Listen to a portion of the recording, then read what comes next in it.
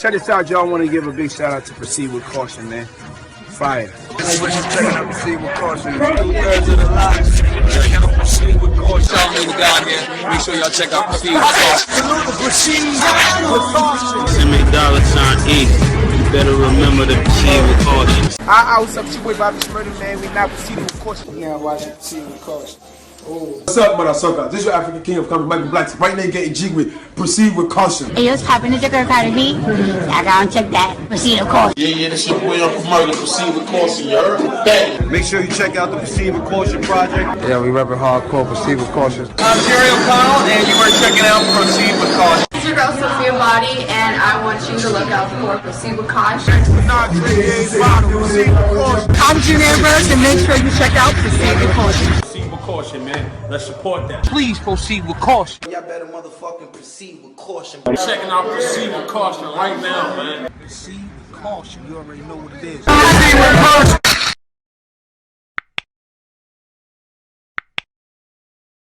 Welcome to yet another episode of Proceed with Caution podcast. I am your host, Flea Pesci. I am Iris. And I am Armani. And today we have a wonderful guest, Jessie Brain. Or should I say Jessica Brain? No, that sounds like I'm getting in trouble. my mom's the only one who calls me Jessica. Right, so only your mother. Okay. So full name, that's how you know. We're not giving that full government. Okay. So Jess Brain, right? Jess Brain? That's it? Okay, Jess Brain. So Jess, walk us through, like, who is Jess Brain? So Jess Brain is a brain fitness coach. Okay. And a Neurobics instructor. And last year I started a laughter club, so also a laughter yoga leader. Oh, nice. So all things brain related. So my last name being Brain. Okay. For real. For real. On the birth certificate. Wait, that's really your actual name. She was born I for think this, that's dope. basically. It's different. It's right. destiny. It's memorable. Yeah, it is. For mental. But also, it says, like, I have a classic case of nominative determinism. Yeah. Where Nice. your name kind of dictates your career. Really? Yeah. That's dope. So you were, I like that. So you what you're saying is you were actually born into the works that you actually put it in today is what you're saying. Like, how did you get involved with what you're doing? Like, because you went to, what is it, Neurobics? What is that? Am I saying the word correctly? It's Neurobics. Neurobics, right? Yeah. So I guess in my 20s, I was at college and I wasn't doing so well. So I was figuring out, okay, what food could I eat that would improve my brain? Mm-hmm. Most people say fish. Fish and blueberries. Oh, I didn't know that. If the FDA could package blueberries, they'd be selling it for hundreds of dollars. It's something everyone should be eating all the time. Now when I go to someone's house, I won't take a bottle of wine. I'll just leave a punnet of blueberries in the fridge, usually for the next day. I'm like, thanks, there's a present for you, some brain berries. But yeah, so I had a friend who once said to me, what does the name Jessica mean? Right. What is that? I said, I don't know.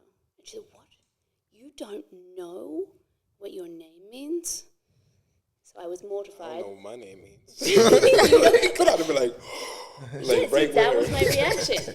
I was mortified, and I thought that everyone must know what their first name means. So I ran home, looked up what Jessica meant, and then I thought, well, with a last name like Brain, I should really find out something about the brain, just in case anyone ever asks me. And from that moment on, it's just been an absolute page turner. It's just such a fascinating industry to be in. There's always new discoveries, and it's something that you can relate to anyone about. So. Really, I don't really think in our community we really focus within what's going on with the brain, which we should. Which we should, you know what I'm saying? Because we be out here wilding in these streets, you know what I'm saying? No cap, you know what I'm saying? So like, explain to us what is Neurobics and we understand how you got involved with it, but like, you know what? You happen to know what Neurobics? Yes, I'm really curious. Educate us. What does that even mean? Educate us. It's another form of like exercising, right? Neuro. It's like, isn't the same thing as like Zumba and like in like what you call it? No, wait, what do you call that? Because I did it when I was pregnant. Yoga. Like, is it like in the same sense, or I'm off? So there are lots of different variations of what neurobics are. Okay. So neurobics for me, there are like 4 elements. First is like having focused attention, which is a mindfulness practice to be aware of our external world, but also our internal world. Oh, I was way off. well, there are lots of different elements. And then the other aspect that has to makes it a neurobic exercise is to activate one or more of the senses of the body. Okay. Then you can add in emotional arousal. So if you can add in emotions, a positive emotion, that's going to help cement the memory. And lastly, you want novelty, because our brains are novelty detectors, constantly scanning the horizon for what's new and different, what's contrasting, maybe it's size or shape. And that all those elements, if you use them in tandem, connected, can help activate the brain and make it think differently. So it's a little bit more sharper and more alert. And what happens that you end up creating new neural connections between brain cells. Okay. So I was studying all of our different senses of the body at the end of 2019. And, I was asking everyone that I met, how many senses do you think we have? Have you got an answer? How many senses? I believe we definitely have more than 6. I've sensed things that made no sense to me. For example, you know when someone's looking at you and you're not even looking at a person, right. I know I'm not bugging. Oh yeah, everybody feels that on the subway. Right. Yeah, that's a sense. Right. Emotion. Or even a spiritual connection. Sometimes you might, I felt like, a couple of months ago, somebody might have put a hex on me or some shit. You know what I'm saying? So that was a whole different experience, and I couldn't really determine what it was. You know what I mean? It was a whole different vibration. Like my spirit just felt like it was being dragged by something. I'm like, yo, I'm a up person. Like, fuck is going on? Like, so you know what I'm saying? Like, it was just a whole different. I don't even know what sort of sense to categorize that as, but obviously it definitely has to be more than 6 senses as definitely Armani is saying. So how many senses are we supposed to be having? Because you know what I'm saying, I'm pretty sure Iris has a suggestion or maybe experience. No, I mean, I feel like I share the same senses. Like when I'm thinking about somebody, normally when it runs across your mind, that person's probably thinking about you. Or same thing what he said about the look across the room. You don't know who's watching, but you feel like somebody's watching. Sometimes you can feel a presence and it may not be nobody standing there. Like, it's just all types of stuff. Right. But I kind of want to ask you, because you recently had an event and it was based on sex and sex in the brain. So with that being said, my question is, because I have this conversation with my homegirls all the time, and I always say, after sex, what is there? If I can't communicate with that partner, then it was just not only worthless, but it's not, it's not satisfying fully. For women, I think women need to have that connection, that emotional connection. So what is your... So, it's not. Yeah. I mean, I think you need to then find a different partner who's going to meet you on that same level. Mm-hmm. But sex is actually one of the best neurobic activities that you can engage in. Really? How so? Because you are, increasing your heart rate. Okay. Your breath, you're breathing quite heavily. You're sweating. You've got, you're touching someone else. So there's all these sort of visceral experiences, sensations, different smells. You're sort of like perhaps being more playful, open, vulnerable, emotional. So it's really ticking all the boxes of what a neurobic exercise is. Oh, interesting. And sex is really great for the brain. Is really healthy. So I encourage all my clients, I talk to them, I'm like, hey. It depends on what kind of sex you have, though, because I done seen pussy make a lot of niggas go crazy. So, you know what I'm saying? So I don't know. I don't know. You know what I'm saying? I'm not too sure about the way. So I guess it's a 50-50 situation. But that's probably the people who are not getting the sex. Oh, that's probably the reason. What? They're going crazy. I don't know. Listen, I done seen. I want to talk about this so much because it's yeah. But you also speak about laughter is actually a good way of dealing with a brain exercise. As far as your mental state, just to laugh a lot. I mean, I want you to tell me, because it can be good and it can be bad for me, because sometimes you can laugh out of sarcasm to stop yourself from getting mad. So is that the same thing as like brain exercising? Well, I think laughter is another fantastic way to exercise your brain. Another sort of neurobic exercise. And I think that laughter is really healing. You know, even in the laughter club that I run weekly, I've had people who have cried when we're doing these laughter exercises. And that is because laughter is this release. It's sort of built up all these emotions. And perhaps if you have suppressed some of those emotions for a while and then you start to laugh, your body sort of is not really sure what's happening. But it is a release, and it's quite cathartic and healing. And that's one of the things that I really like about laughter, that it actually makes you more emotionally resilient. It heals the body emotionally and physically and mentally. You know, it's got a lot of benefits. So during these laughter sessions that you do coordinate during your laughter club sessions, like, do you really feel like helping people fake laugh is also like therapeutic in a sense, or like what's the purpose? Because sometimes I also join your sessions from time to time, and you know sometimes I'm not in the mood to laugh. You know what I'm saying? Sometimes it's hard funny. For me too. That's you know what I'm saying? Jess. And I'm in this class. I'm like, yo, I know this is supposed to be helping me. I'm a fake laugh. I know I got a loud ass laugh, so let me contribute. You know what I'm saying, and make it work. But it doesn't always affect me the same way every single time I, get to the session. So what exactly is the purpose of that laughter club session? And do you really feel like when you fake laugh, like what are the exact benefits of doing that? So the thing is, you don't need to feel happy in order to reap the benefits of laughter. It's called laughter yoga, not yoga in this typical yoga sense, because you don't need any downward dog or spandex or anything. It's yoga in the form that you're using your breath. Okay. You know, which is you're exhaling more than you're inhaling. You're using the yoga, it's the prana, the universal life force that they talk about, that helps to detoxify the lungs, because you're getting rid of the residual toxic air that sits at the bottom of your lungs. So you're, increasing your lung capacity, therefore getting fresh oxygen into the blood, and therefore, that's helping to detox the brain. So just making you, mentally more alert and focused. Oh, really? Absolutely. I mean, laughter's got so many health benefits. If you could bottle it and sell it on the shelf, again, hundreds of dollars. Have you ever dealt with like a mentally ill person, like as far as somebody that suffered from depression? So you have? I get a lot of people who actually turn up to my club on Saturdays who are depressed. Okay. And a friend of mine who comes regularly, he and I both chatted, and we have noticed their improvement. And these are people who we've never really met in person. That's people dope. in Canada or LA, and we can notice them. And so the thing is, Flea, what you were saying, like, what are the benefits and how does it really help? The thing is, you fake laugh to begin with. Mm-hmm.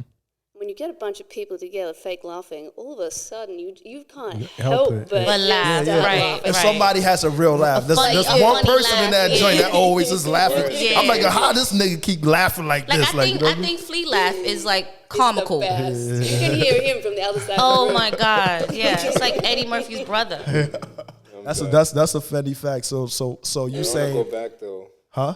I feel like we really jumped off this sex topic mad fast. Like, you want to go back to the sex topic? Go ahead. Things we can teach each other right now. No, like, wait, go ahead. What you want to talk? I feel like she had a really good point about sex just being the physical part is not enough. It doesn't. I feel like sex is really amazing when you really can connect with that person mentally. Like, not everything is about title relationships. Yeah. Like in the natural, realistic world, there's no such thing as a title. Either you bond with somebody or you don't. Right. And I feel like it's really up to the guy to have that sense of communication with the woman. Is it? It's not up to... I don't think it's up to the guy. Can I finish? I'm sorry to cut you off, but like, my age is gonna... Just back me up. Oh, right. Right, go ahead. I'm not saying everything is up to the guy. What I'm saying is somebody got to step up first, is what I'm saying. And the girl not going to do it. What you mean? What you mean by that? What I mean that? is, right. if there's an issue, right, right? Issue as far as what, the sex? Yeah, No, sex. it's not. I'm not even talking about sex. Oh, you talking It leads about up to that, but I'm talking about the communication part is where it starts. Like your Right. woman trusting you that you can communicate with her when she's upset about something that you did. Okay. That part is important. Right. But That's a whole nother topic. But I'm just saying you how that kind of threw relates. me off a little bit. It's Yeah, so 'cause I'm much not about trying- the brain. Like communication is just a big thing. Right. So he's saying communication, pre-communication before actually touching upon the sex aspect, which is you said is a neurobic exercise. Sex is neurobic, absolutely, Right. and communication is key Yeah, from I'm saying both that's the partners. real From both important- partners, but I think the key element in terms of communicating for sex is to be mindful and to make sure that the other person feels safe. That's what I mean. It's a safety thing first. If you have the safety, then people feel more comfortable to perhaps explore new sexual positions or be a little bit more creative or more relaxed. Because you did mention Talking that about positions, it's new more positions. than just sex. You did mention that. You did say that it's more than just sex. And with that, I took it as in like it is. It's more of like verbal, physical, emotion, all in one. You understand? Because I can feel safe with you. That don't mean that I feel comfortable enough Taking off your clothes? sexually. I'm just Exactly. asking. Nah, Finishing, trying to finish. I'm just I get- taking off the clothes. I get what she's saying, though. I get what she's saying, though. So I just That's so important. Like, yeah, it's very important. That's why that's why I brought it up because I thought that was kind of dope. A lot of people are sexually active, but they don't like to talk about sex. They get kind of childish, like oh my gosh, you just said you're gonna get this man head. Nah, that's so so true. It's so crazy because I sit around my friends all the time, and we're grown. We haven't been a virgin but when you bring up topics like this, everybody's like, So crazy. Like I think it's not in here. Like it's yeah, it's a society thing. it's a society Yeah. thing. It's It's got to been be a like a taboo. hush, Yeah, right. right? It's been a taboo for so long. So I think, that event that we had the other week was fantastic because it's actually, hey, we're all going to talk about it in an open forum and we're going to have a discussion about it. That's and here, dope. there was this woman who came along from Mount Sinai and she is a recreational therapist. So she actually helps people who have perhaps had a stroke or a brain injury then get comfortable getting naked and having sex. Because a lot of those people who've had some sort of brain It was a trauma, injury, right? they don't feel sexually confident anymore. Right, and I don't blame them. Yeah, you Right? just had a There's stroke. a lot to had to go. Like to your go arm through. is probably up here, so it's like some people don't look the same. But and phenomenal that thing even exists. That role exists at Mount Sinai to help those people just to focus on sex. Right. you gotta be Such grateful. a huge part Right, of right. our lives Right, so- and connection. So can we definitely give a shout out to the strippers and some of the sex What? workers? No, because they also help these people with their situations. Like if it's not like not Okay, I get what you're you know saying. what I'm saying? I get what you're saying. Yeah, it's yeah. like a, you know what I'm saying. So like, we're gonna 'cause show everybody gotta get homage horny. to all the strippers out there. We gotta they give a don't shout like out. to be called strippers. Oh. Exotic dancers. Exotic dancers, Because you know what I'm saying? when after they done doing what they doing, they give this illusion, and then the men go home and they fuck their wives because they already got aroused. So shout out to the exotic dancers. Or they get dancers helping with or they brain get health. fucked themselves. You know what I'm saying? Either That's or, aerobics you know what I mean? now. That's like the new aerobic dancers Yeah, now. it's therapy. It's therapy, but make sure you strap up. Man. You don't want to be catching nothing. Yeah, that's also true. Yeah. Make All sure jokes you, aside, that's also aside true. and serious, man. I mean, before COVID-19, you feel me? Like all them STIs and STDs was knocking everybody out. You know what I mean? I know Magic Johnson done lived a long life out here, and you know, COVID's still rampant, and you know what I'm saying, taking everybody out. But you know what I'm saying? Safety is always better than, you know what I'm saying, fixing the issue down later on down the line, you know what I'm saying? So, but definitely shout out to all the strippers, all the sex workers out there, baby. We love y'all and we see y'all. You know what I mean? I can't with him. It's just true. No cappuccino. But yo, Jess, speaking about, so, you know, all these programs that you're involved in, you started a laughter club, you know what I'm saying? It's a great thing that you actually. That's dope. Yes. You guys actually helping people that are traumatized to overcome whatever situation that they are. That thing, it's about during the pandemic when everyone was so separated and isolated and depressed and anxious and not connecting. And because we weren't connecting in big groups, therefore we weren't laughing. Because we only laugh, really have like long, sustained, hearty laughter when we're around other people. And in order to reap all the health benefits, you need to laugh for a minimum of 10 to 15 minutes. So that's why starting... That hurts. Well, yeah, but I like to think you get an overnight six-pack. You know, it helps with that too. Man, listen, I wish. You got to come to the Laughter Club and test it out. I definitely will come. Iris is not a pro advocate of working out. She likes to go see her doctor and make sure everything is all right. So 6 packs. Shout out to him. I mean, thank you. Working out is a hard choice. But you know what? Listen, but just it's like worth it. But you know what? One thing I do appreciate about Jess is that I love the fact that you are making everybody realize that you do have to utilize and you do have to. Your brain is the most important thing on your body, because if you're not mentally stable, no other functions in your body is gonna work according to how you want it to work. And your relationships. Because trust me, I'm toxic. When men meet me, I tell them straight up, know exactly what you get into. I'm telling you I'm toxic. Now, if you like the toxicness, then we both got some things to work out. You understand? Yeah. But, you know, there's nothing wrong with that. As long as you take accountability. In a sense, if you really think about it, we all have toxic traits. Yeah, we do. Think about it. Mine's just a little bit more. Yeah, but it's about saying, you know what, I'm crazy, but that's okay, and I'm gonna make myself. At least I know. I'm going to try to transparent. Yeah. But you want to get better. You know what I'm saying? We all can do that. Yeah, you can get better, but if a person is not working on themselves and they're not doing these exercising that Jess is trying to promote, you will always be that same person. Yeah, exactly. You understand? Like, for example, as an addict, the first thing that you do, you have to admit to yourself that you're an addict. And you gotta stop when you're ready. So when I feel like because I see some people, they're not a smiler. I don't like pictures, I don't take pictures. So I know people that don't smile. And your class for the laughing exercising for the brain, that would be perfect for people like that.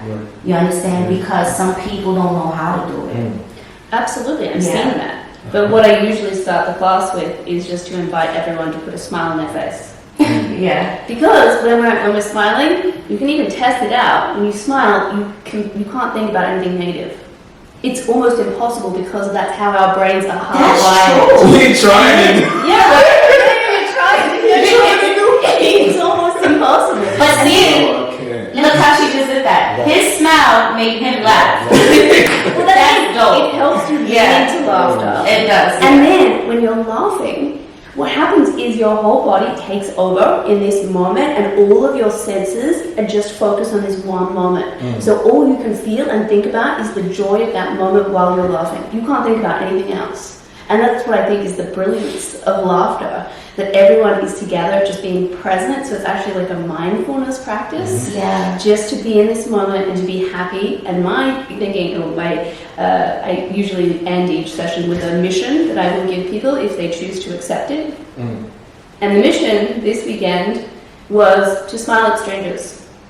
Oh no, that's not Okay, so it's actually not that hard. It just takes practice though. You got to take Be careful when you smile. Thank you. I was going to say, Jess, listen, we're going to keep this in your classes. Because in the street, right, we don't want to give off that we're flirting. We don't want to give off that we mentally ill. Like, why is this person, like, you look like a joker right now? I feel like y'all got it worse because girls are like afraid to talk and open their mouth. So it's like, it's no, I mean, you don't got to deal with harassment, nothing. I'm like, hey, you have a blessed day too, sir. Well, actually, pre-pandemic, I had a little project every morning on my walk from home to the subway. I would try and smile at people and see if I could get them to smile back at me. And I did, and every morning people would smile back, and some people would even start a conversation. This is the problem. I have so much in respect for people. I'm shocked. And you gotta be careful, Jess. You know what I'm saying? I know, I was selective. I was mainly smiling at the women. Are the ones that you're attracted to? It's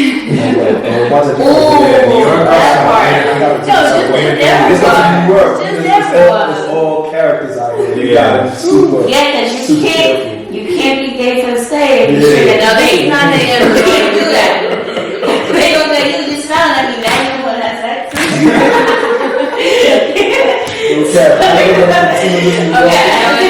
You're gonna be asking you like, yo, you sure you don't want to continue this neurotic? That's the next level. Like, yo, you gotta be super careful. But it's a good, I guess, introduction to things and all of that. But how long have you been doing these programs for? So I started the Laughter Club last year, so it's been just over a year for the Laughter Club. And I also started Neurobics sessions with people during the pandemic because I'd just been researching how important our senses are, and especially how important touch is. And our bodies actually crave touch. Like they need it desperately in order to boost our mood and reduce anxiety. And then of course the pandemic hit.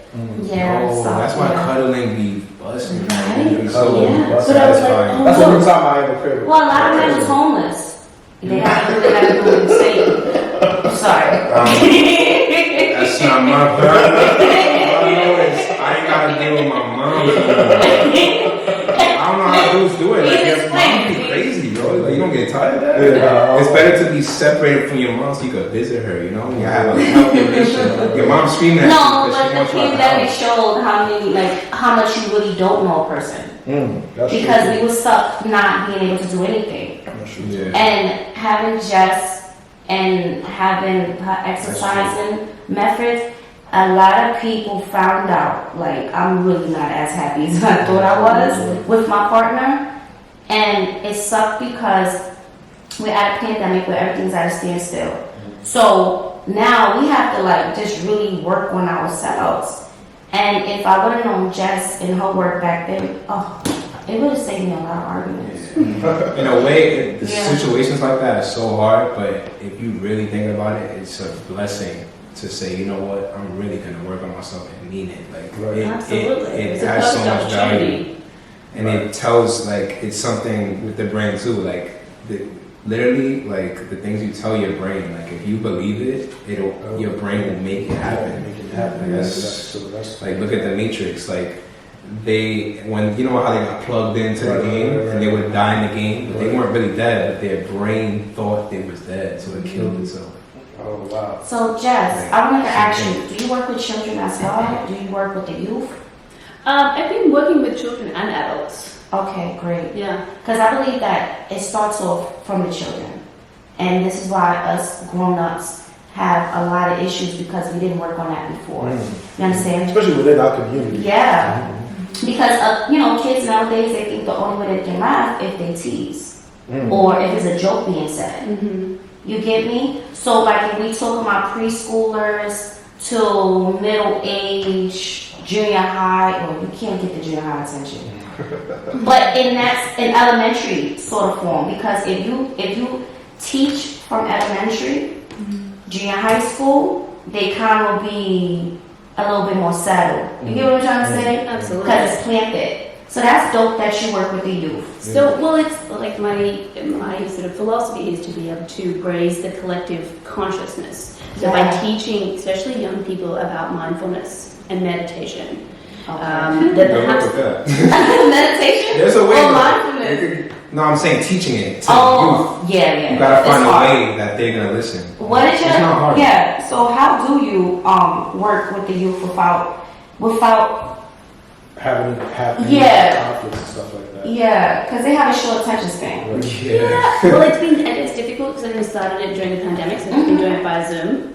So to try and keep their attention, and I know that they're looking on the computer screen at the same time, is not easy. But I think it comes, when they start to have fun with it, and they can play around, and it's more of a conversation. It's very relaxed.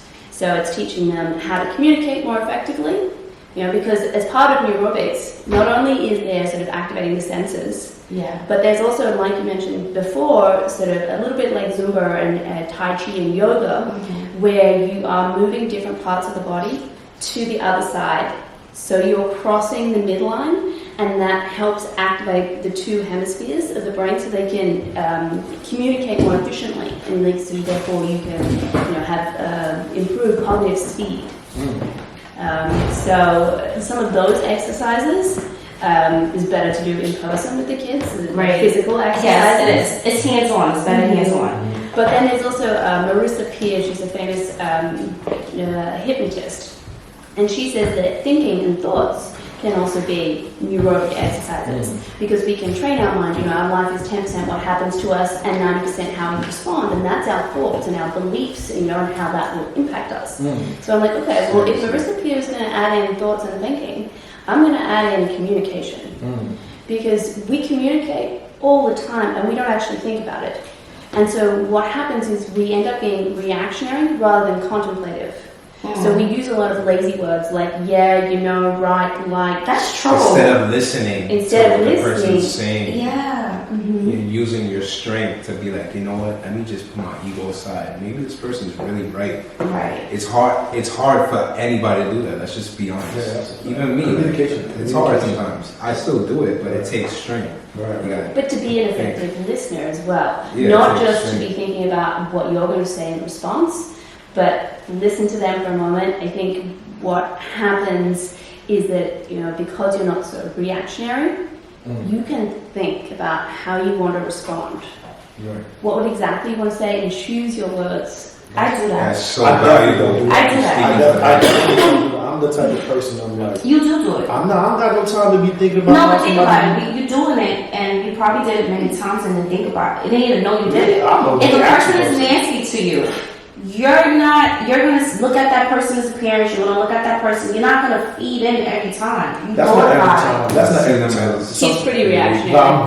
I'm very reactionary. Like I have to let my emotions speak within that moment, exactly that same time, so that way I can get over it. Yeah, that's my issue too. Like, you know what I'm saying? Like I might not be super mad at you later, but I expect you exactly how I feel. Not too many people are able to. I can respect that more because at least you can't real with me. Yeah, but not too many people are able to. But it's not necessarily good for your brain. It's not. Yeah. Well, and not too many people are not exactly. So they're not able to take in that particular moment, see it for what it is, and then move on. Is what I noticed. So it's like you know, I hate to bring one of my partners in. We were like, you know, texting each other, and all I said was pay attention.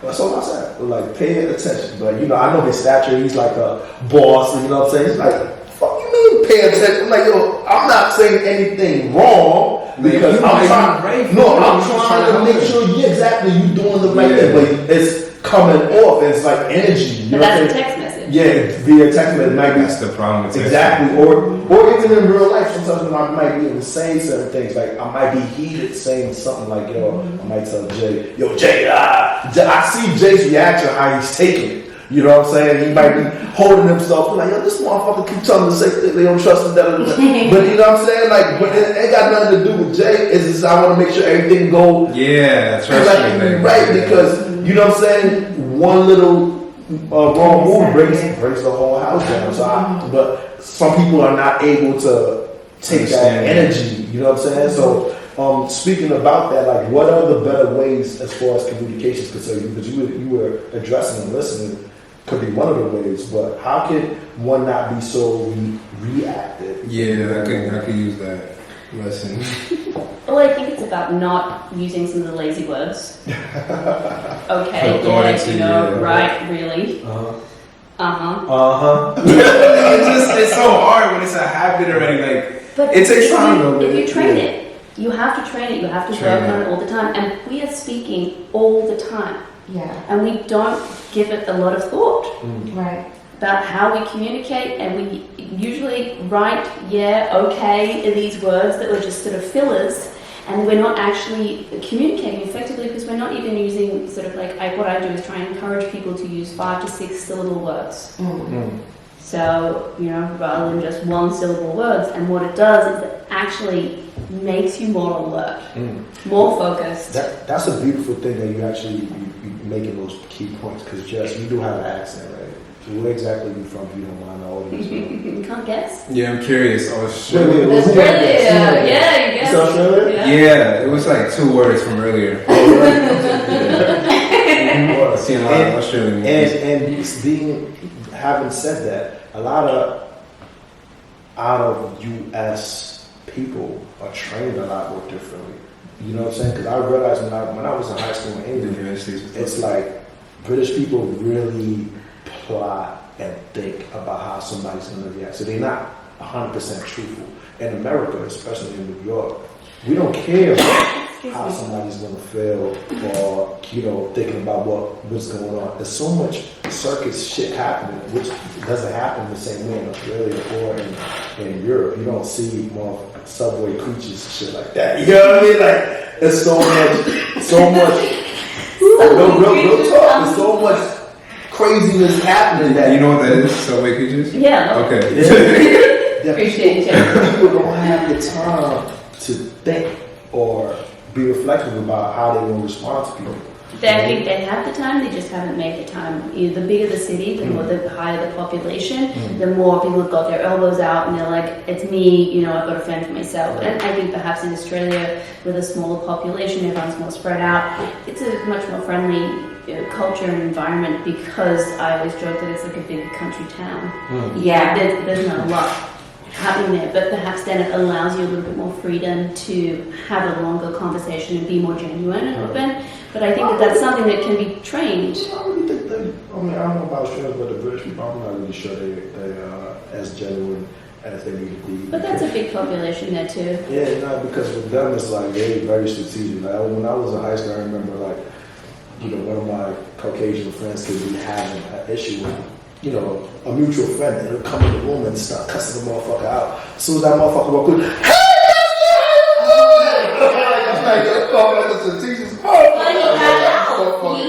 Oh, they got out with me because they trusted me with the information. So we don't ask black folks if we don't like somebody, we address the situation right away. No, we don't. We're not addressing it. I feel like we're not going to see the person and be like, "Hey, best friend, how you doing?" He's saying in general, I think like you know, that the culture with African Americans is like, oh, like if I got an issue with you, like I'm gonna address it. Yeah, that's hood rules. But I'm not gonna give us that much credit, because it was a few situations. Me personally, I had to run down, and that person was not telling me how they feel. So I'm not going to go back and forth with you of who has a problem with what. Because at this point, I'm telling you, fuck what you got a problem with. I got the problem now. You understand what I'm saying? So I can't speak for the population of African American. You get what I'm saying? Yeah. Because I've been with a lot of the opposite race, and they more adept about their shit than the average Joe that's in my neighborhood.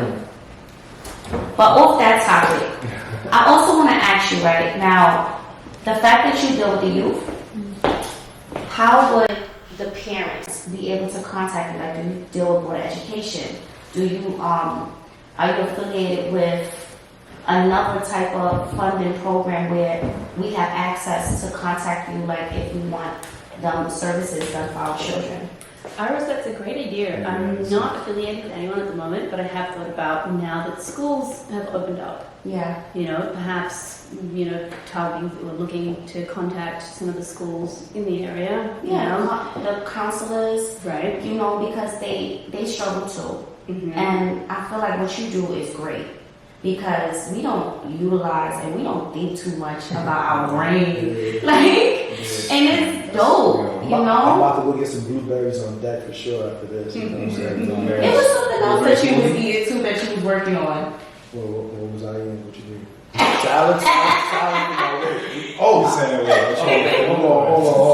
hold on. What did you have? We're gonna come back to that. I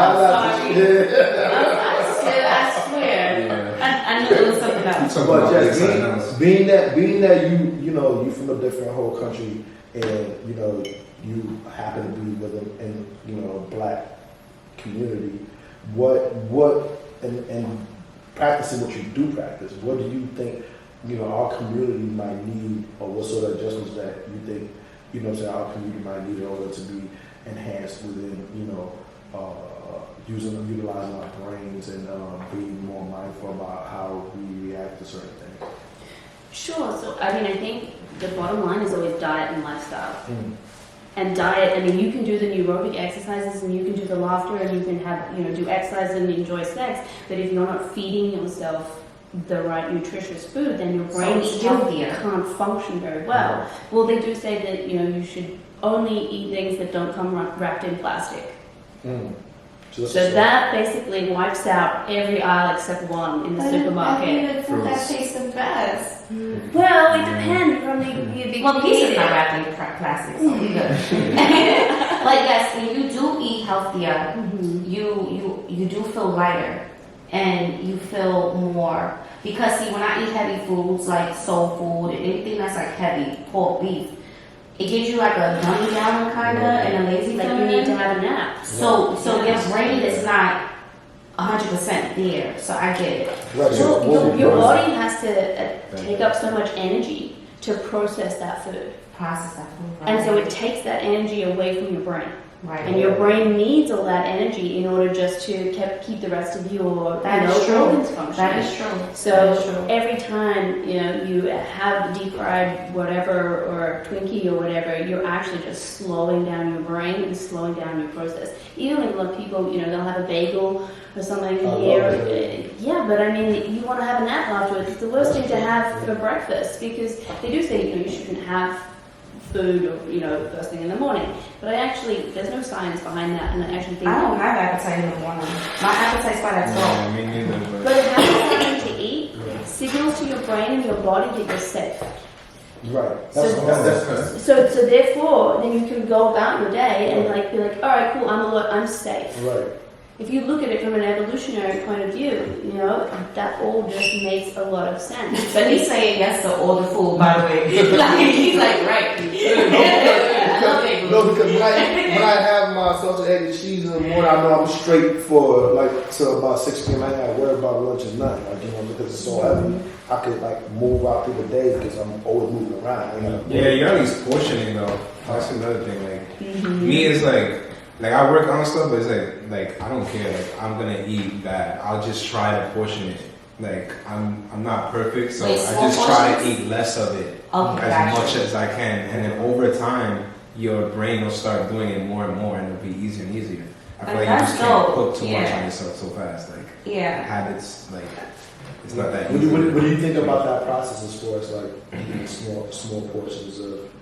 I think in terms of how often someone should eat, it's up to you. Okay. It's what you need. But you have to remember that your stomach is about as big as your fist. Yeah.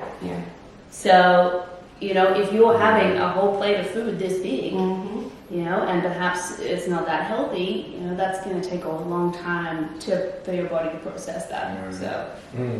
Okay, that's true. Okay, that should be interesting. Basically, what I'm saying. So speaking about that aisle, you said something about we gotta not eat anything that comes in plastic. That we should lose one aisle. What aisle is that? It's just the fruit and veg aisle of the supermarket. Oh, that's what it was. Of course. I didn't know what aisle was that. I was like, wait. I can't. How was that? Okay, you can really experiment with food still. Like smoothies help a lot. Yeah, smoothies. You can, experiment with the flavors and then make it in a way that tastes good, but it's also healthy. But once again, it goes back to what Jess is saying. You have to. It's a mind thing. It's you gotta process that. You understand what I'm saying? You have to process that in a way where you have to fix your mind into putting it on a schedule. You understand? And it's hard. That's hard. Because our brain think about 1,000 things per day. Yeah. So I'm not thinking damn, I've been taking a smoothie for a week and I lost 10 pounds. I'm like, no, I want a pizza.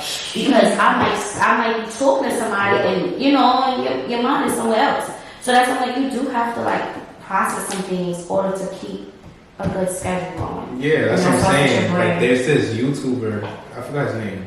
It doesn't really matter, but the way he taught people how to develop a habit, as in eating healthier and stuff, is you're just gonna have to be realistic with yourself. You can't just jump into a whole diet the next day.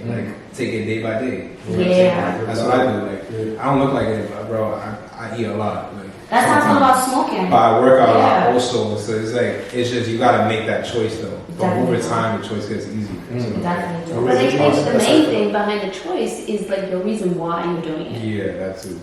You've got to have a clear why as to why you're just going to only eat smoothies, for the next month. The brain you know, it's all about a mind thing. You know, so you really have to, like, you always have to think about it like, you know, it's a mind thing. It's not something that I need. It's something that I want. You understand? So that's the argument in your brain. That's the only argument. And when you get that figured out, I mean, it's a smooth sailing. So wait, you said that's how you feel about smoking. What exactly?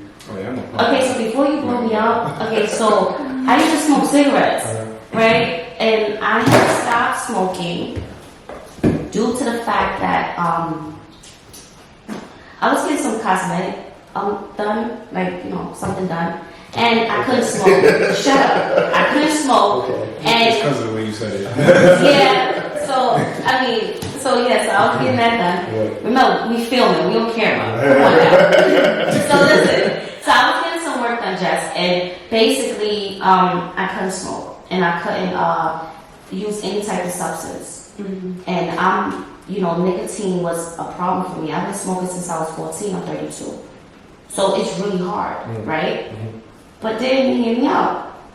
Now, when it got closer to the date that I had to go in for surgery, I'm like, oh, hell no, kilo. I'm not cuts. You know, you want your wounds to heal up correct. You don't want no complications with your health.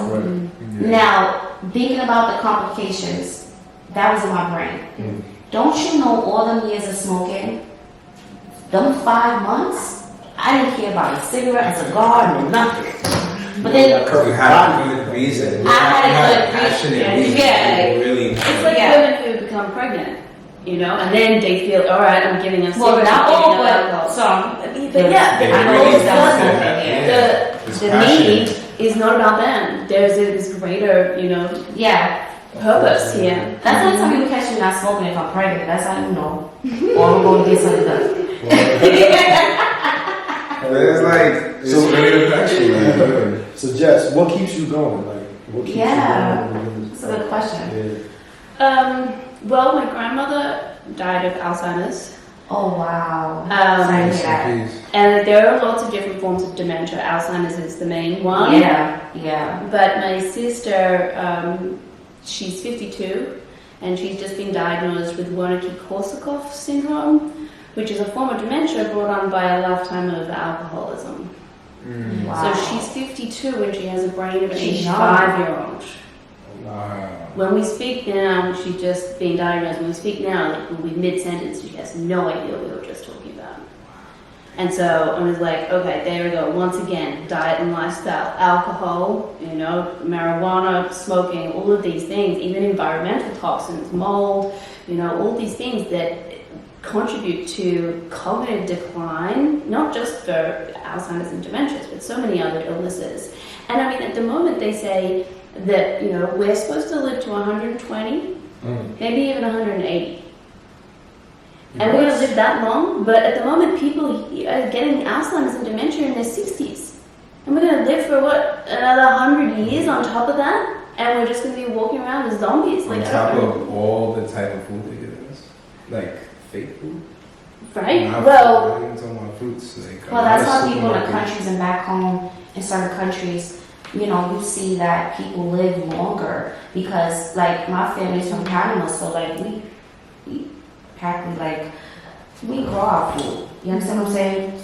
You know, homemade and made with love. We kill animals, we kill fish. It's like, I mean, each Chinese food out there too, but my thing is, you know, it's more healthier back home than in the United States because everything is, like, so, like, processed. Yes. And with a whole bunch of preservatives, which are known to be cancer-causing as well. So everything's cancer. Too much sex, cancer. Too much walking, you got cancer. You eat too much garlic, that's cancer. Cancer is such a it's a wrong disease, but it's so natural. Like it's your cells itself. It's scary too. That's a killer.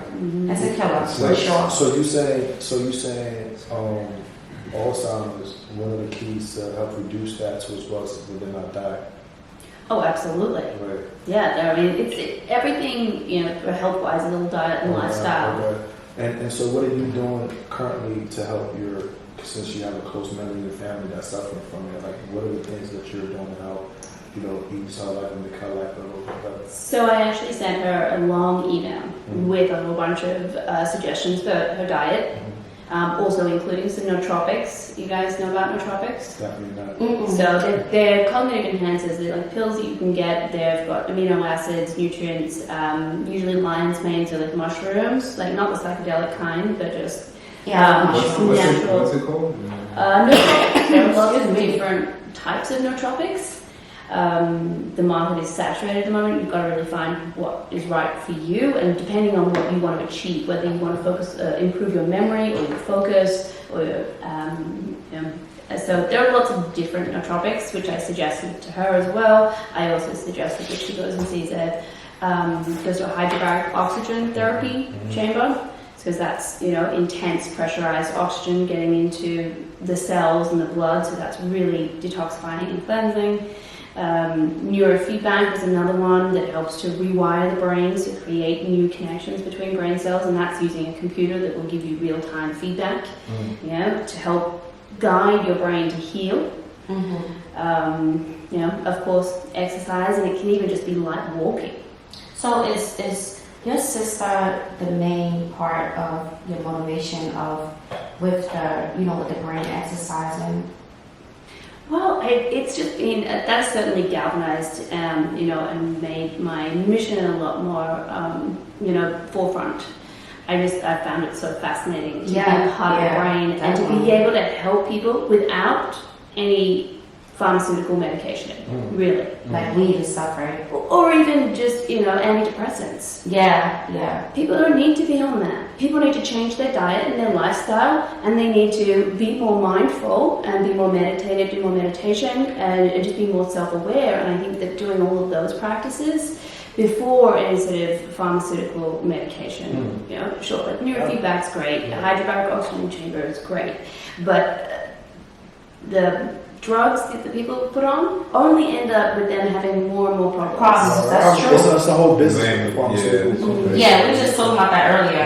It's a money thing. It's a money Oh, thing. absolutely. And, it's the have people like yourself over here to help highlight the fact and help open people's third eye as to looking for natural ways, because it's even written in the Bible that the herbs should be used to heal the body. You know what I'm saying? And not really be on drugs. So it's more and more people tend to wake up and follow that road, because it's something that's written in black and white years before our time.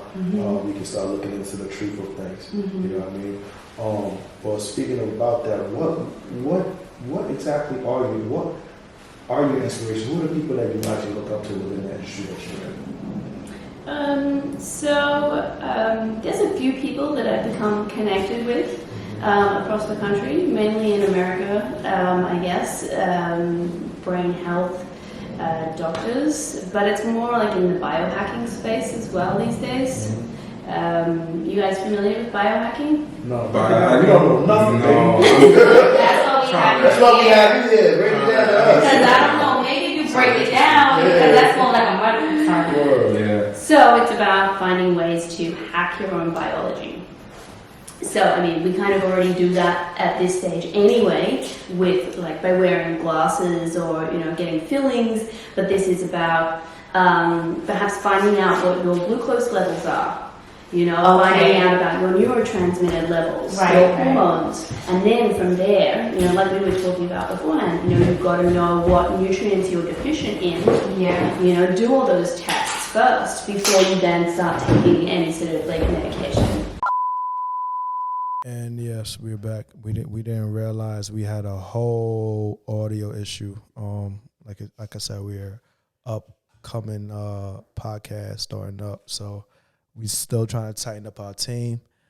So definitely pardon us if you couldn't hear half of the topics that we were saying, but we are definitely going to be using our camera mics, and hopefully you guys could still enjoy the content and still get educated about what we were doing. So where were we? What was the last topic that we were touched up on that we left off? Anybody? I'm not gonna lie, I don't really remember, but you can go back to the communication thing and start there. Okay, so guy, what was the communication thing? I think the whole agree to disagree world, you know, like when you have an opinion about something and it's a sensitive topic, I think we have to bring more awareness on being okay with disagreeing with someone. Okay. It's okay. Right now, of course. That's still an issue. I couldn't agree more. But unfortunately, and I find it more so here in America, people don't feel comfortable disagreeing. You know, or, you know, you can be friends with someone you disagree, and therefore you all of a sudden you can't be friends with that person because you disagree. And I don't think that that's emotionally mature. Surely we have to acknowledge that we're all going to have different viewpoints. And then you just acknowledge that. Right. Respect that. Respectfully. And then you should still be able to be friends with if that person, you know, provides you value or whatever. Right, you don't need That's to a funny dismiss fact. them just because you have different views. I think a lot of times within the Black community, we tend to struggle with that aspect of things. You know what I'm saying? People struggle with what? Not to be able to disagree with somebody and still move forward. Because, you know, like, we all coming from different clothes, different upbringings and everything like that. And we were just in here with Don, and, you know, we're discussing a little issue that we had. It literally took a little bit before, you know, he had to shake it off his system, because I'm a totally different breed than who he is or who he's used to being around, because he's the type of individual who loves to do things out of love and putting people in position. Like I said, he's the reason why we even have this podcast. You know what I'm saying? But I'm an individual. I show love, but I want my gratitude. I want flowers too at the same time right now. And initially, it used to start off with being free, and I realized that a lot of people didn't respect it. I put in a lot of work. You know what I'm saying? People don't respect it, so then I up the price of, you know, a little $250. You know what I'm saying? That wasn't really working. I'm like, nah, fuck that. It's 20%. That's what everybody's charging. You know what I'm saying? My agent charged me 20% just to book me on an acting gig. You know what I'm saying? If I had to do an Uber ride, they charge 35%. Let me get my little 20% since nobody's actually respecting it. You feel me? Like, yeah, of course. So it's like, so I want my flowers right now. And sometimes when I'm, because I'm an aggressive individual, I want to accomplish certain type of goals before I go lay in the casket. I want to be able to leave different things within the community, hopefully be able to help build the community, because I feel like we are, as great people, or inspired, right? But we just missing the basic fundamentals of things because of our egos. We have too much ego within our community, in which people think that people mistake it as in like you having like opinion as a fact. People always mistake opinions with facts, right? Like, just because you say it and that's your theory on it, don't mean that that's true. Right. You understand? And I think that's why in the urban community, we have a lot going on. Yeah, too much. Too much. And this is why conflicts turns into investigations. Because people don't want to respect another person's opinion. Right. And I understand where you're coming from, and I also felt where he was coming from. Right. But if you're going to be in the business, at some point you have to, because you want to build your own brand. I get that part. I wasn't knocking. No, I'm not talking about you. Oh, okay.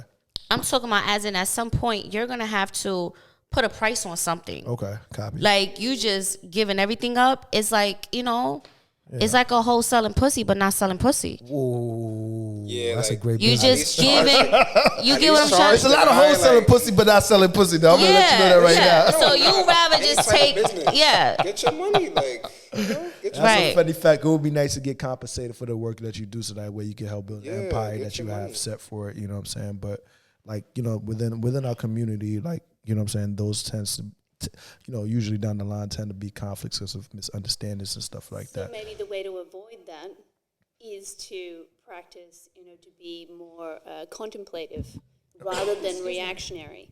I think the only problem, though, is that most people are not abiding by that, and most people are just reactionary or not listening. It's a reason. So there's, you know, miscommunication and then just heightened tension.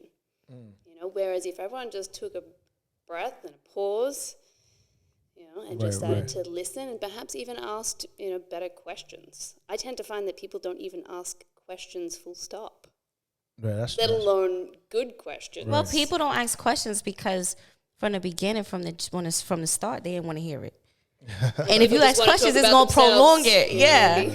But back to you, Jess. I wanted to ask you. So, what is this thing? You have a product, a candy bar called IQ. Oh, it's not mine, but it's a company that you're working with. Well, I promote them because I love them. They're called IQ bars. So is it for your IQ? It's a cognitive enhancer, so it's super healthy. I love them. It's a great company. They have a really fun newsletter as well. Highly recommend sign up for the IQ newsletter. But they're just delicious bars that I feel give me energy. So. Okay, so it's an energy bar, and you saying that with that energy bar, it's gonna have your IQ go up a little something. Because we trying to get our IQs up, baby. We tired of eating fish. I'm trying what to products can we take, to get our IQs up? I don't know what's my IQ right now. Right. Well, see, that's a great thing. We used to think that IQ would be stuck at a certain number and you couldn't improve on it. Yeah, you could though. But now you can. Yes, you can. We know that we can. So by diet, lifestyle, eating those sorts of products, the nootropics that I mentioned to you before, cognitive enhancers, even neurofeedback. Neurofeedback is known to increase your IQ.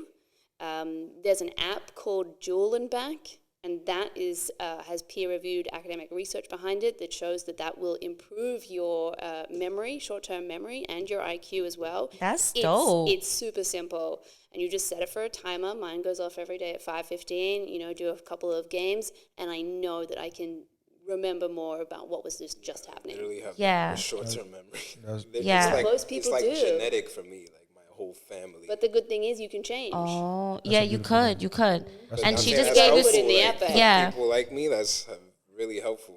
That's dope. So, Jess, you being in this industry, what's been your biggest challenge so far? I like that question. Yeah, I like it too. That's dope. Biggest challenge. I think sometimes it's just getting people, you can tell them the information, but to actually get them to do it. I love that. And you know why I like that? Because I hate when somebody asks me my opinion and they don't use it. Like, exactly. Don't tell me what should I wear, and I tell you, be like, nah, I ain't gonna wear this.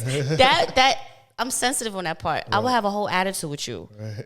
So I think that's dope. But it seems to be pretty common across any sort of industry. You can tell people to do it, and they might buy the program. Yeah. But are they actually going to follow through with the program? That's true too. Like I sent my sister a whole long email of all of these things that she could do. But it's pretty difficult because we don't have like that sort of like motivation and stuff like that.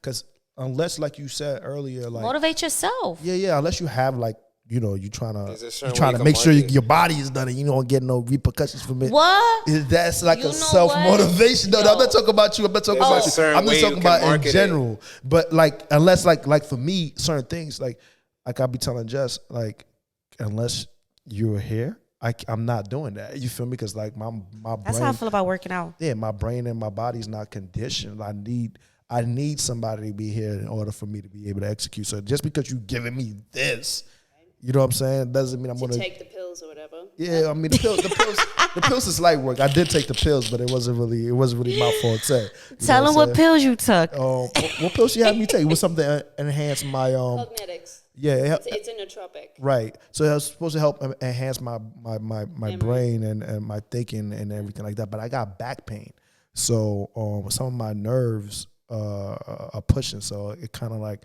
was causing me to get more back pain. I'm like, you know what? Let me just slow it down on that. It wasn't. Deal with one thing at a time. Yeah, exactly. Let me deal with one thing at a time. You know what I'm saying? Let me X out this back pain and then be able to focus on the brain more.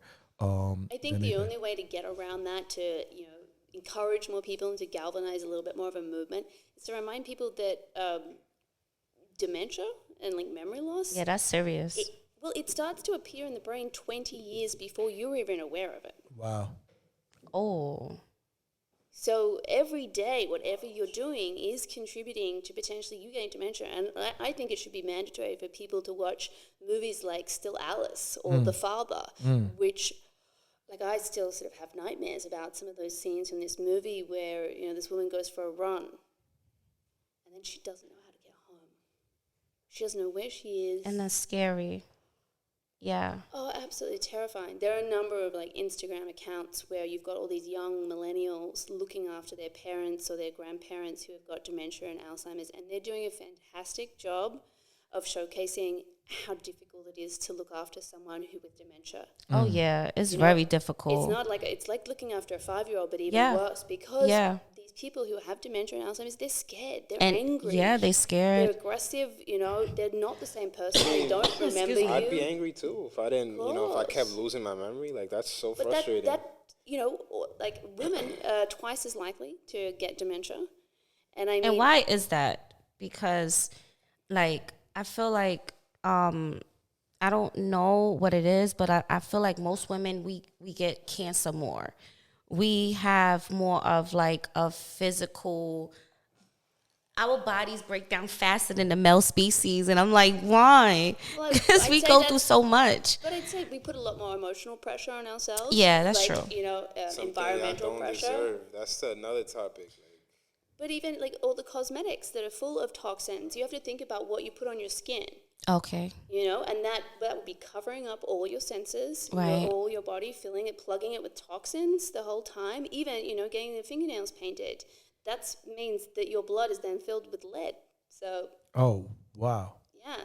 Is there alternatives? Like, do they have? I think there's an organic one for nails, but pretty hard to find. That's a good opportunity.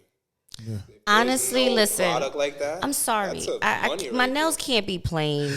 Like I just look for some organic nail paint. You know what I'm saying? You can still get it out. You can still paint on it. You know what I'm saying? Just look for more organic stuff because I feel like a lot of the stuff that's over the counter, even though they're FDA approved, might not exactly be good for us because like the because we know you have a problem with condoms and. Oh no, I don't have a problem. You don't? I do not have a problem. Oh, she's not pregnant. I got a problem with dry pussy, but not condoms. Oh shit!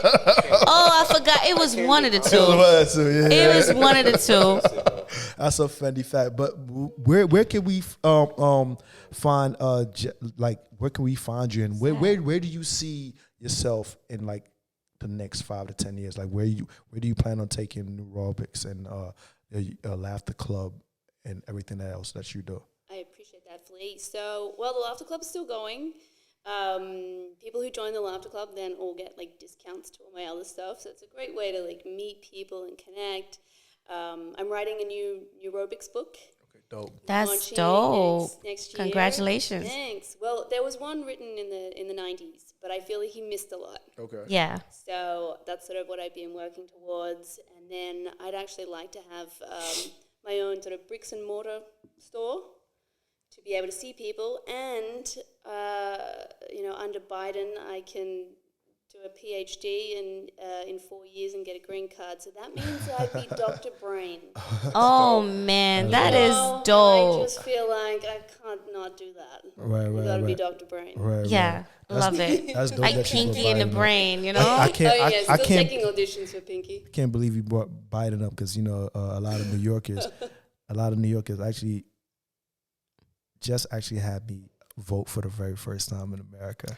What? We gonna clap to that. We definitely gonna clap. I never really believed. Wow, how did that feel? I never really believed in the system. It was tough. Yeah.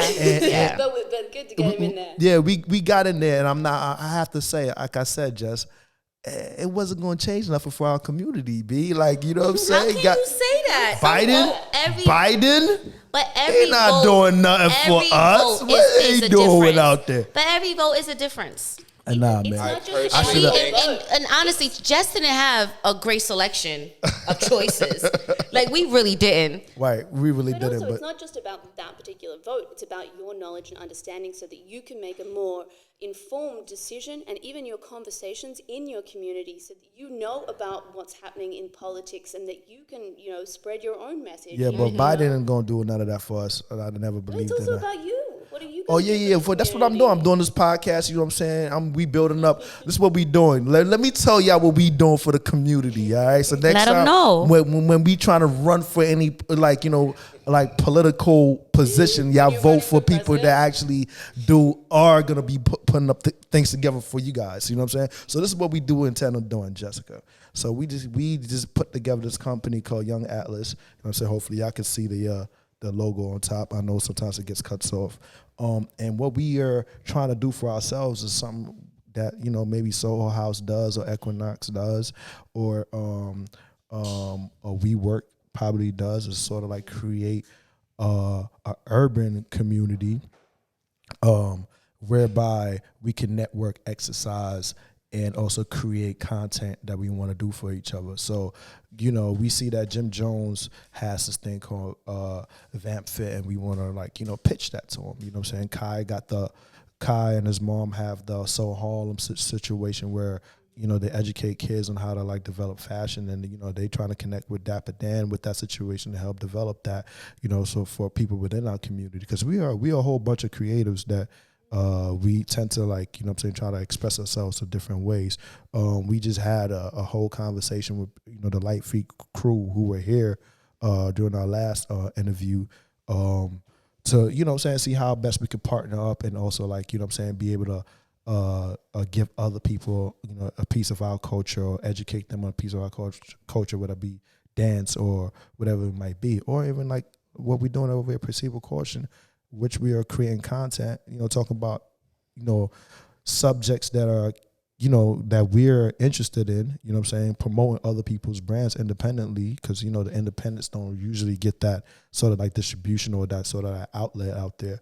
And just seeing how best we can, make our imprint on planet Earth, not just in Harlem, because it can start right here in Harlem, but we want to make sure we grow universally. So creating different platforms such as globalboard.world, which I know I'm sick of tired of making shameless plugs at this time. But these are the reasons why we are creating these things. And our community is not really unified, because borough to borough, everybody want to show who's the best or who's the ish. Like I said, it's a lot of times ego driven, which is great. But even if we're gonna be ego driven and beefing, we should own the content. We should be able to sell it. We shouldn't have a news reporter from CBS come through and report it and make money off of it because they creating the content, you know what I'm saying? And different things of that nature, you know what I'm saying? So we can start right here with this idea, and people that want to join, whether you're, you know what I'm saying, you might be a coder, you know what I'm saying, might be somebody that does podcasts, a camera person. We need all y'all help. So y'all can come right here onto Young Atlas, hit us up in our DM. You know what I'm saying? My Instagram, Flea_Pesci. You know what I'm saying? You can find Iris. You can find Armani. You know what I'm saying? Hit us up. You know what I'm saying? Because all we want to do is work with good people and help elevate ourselves. It doesn't even matter what race you are. You feel me? Because there's a lot of Caucasian people moving uptown to Harlem too as well. You know what I'm saying? Welcome to the new Harlem, baby. You know what I mean? So yeah, definitely that. So you know what I mean? So if you ever see one of us trying to run for mayor, you know what I'm saying? And I think what's his name? Cuomo did a great job. I think they got Cuomo out of there because of the whole hidden agenda. You know what I'm saying? Cuomo was definitely doing a great job. He did it? I don't think Cuomo did it. They did the same thing to Bill Cosby. I think he did. I really don't know, man. Cause listen, man. You have women who are willing to be brave enough to put themselves out there to say that and jeopardize their life and their person. They do that all the time. Yeah. Women, listen, I got lied on a few times. Put their name on the line, who are just trying to get on with their lives. You'd be surprised how you act when you receive a certain amount of power. It changes your mindset. Well, it does. I haven't been in that position yet, but I beside him and the females, I think he was actually trying to do a good job in protecting New Yorkers. You know what I'm saying? And just when they found out he might be running for president, they had to get him out of there. But that's just my take, you know what I'm saying? And I mean, I would have voted for Cuomo the way, you know what I'm saying? We don't really know. That's just my personal. Yeah, we don't really know, but he did it. Think about it. He's trained to have great speech skills and make whatever he's saying sound really good. Right. That's just a lot of politicians. That's a lot of politicians. Excuse me. He definitely did it. But I'm just saying, as far as the job. Sorry, I couldn't hear. Shout out to Cuomo, man. Word up. But Jess, is there anything else you want our audience to know before we get up out of here? I just think you should all come join the Laughter Club on Saturdays. It's free. It's only 30 minutes. Laughter is fun. It is. It's so great. where is this located? It's on Zoom. Oh, dope. It's online. I started it online, so anyone all over the world can join. So how do people hit you up? How do people hit you up to get that link on via Zoom? Because they have to be able to reach out to you, see what's going on, see if they can tap in. I mean, I did tell you got to put it up on globalboard.world. So that way, you know what I'm saying, they can tap in. You feel me? Get everybody. Yeah, we also here to promote the person too. Right, that's what I'm saying. So we help, we help each other. You Right, scratch my back, exactly. scratch your back. called We good promoting, That's what community's about, yeah. for sure. Right. So where exactly can they currently be able to Facebook, Instagram. Yeah, get your link. So Instagram, my website, thebrainbar.com. Okay, dope. See, you even let us know you got a website. Instagram, the Brain Bar. Hit me up there. Send me a DM. I love questions. I see that. Good questions. Really, Yeah, really and it hits doesn't the even have to spot. be about the brain. Love questions. Yeah, because somebody had a question earlier. Because you talking about the brain, they wanted to know if you are not just good at helping people with the brain, but were you also good with Who had giving that the question? brain? Since we're talking about neurotics and all of that stuff, you know what I'm saying? But that's definitely a different question for And later. it goes you know back what I'm saying? to the brain. It goes, you see? I'm letting you know. They wasn't going to bring it up, but it was a conversation. We It gotta was a promote conversation. this. We gotta promote this brain exercise That's a Fendi because fact. you see how perverted the brain can be. Listen, this is a Fendi fact. Somebody, it wasn't me. It wasn't me, but I thought it would have been a great question. Like, shit, I want to see Jess's reaction when y'all asking that. I mean, with that name, if people be like, wait. Word. Yeah, because remember Superhead? Superhead. Yeah. But that's definitely a different question for another day. But definitely check out Jesse's website. Check her out on Instagram and what she's doing. They definitely doing great stuff out here in these New York City streets and That's also right. online. And then hopefully you're also going to be able to check out globalboard.world. And this is definitely another episode of Proceed with Caution. Thank you. Appreciate you. Yes, thank you for coming. Dope.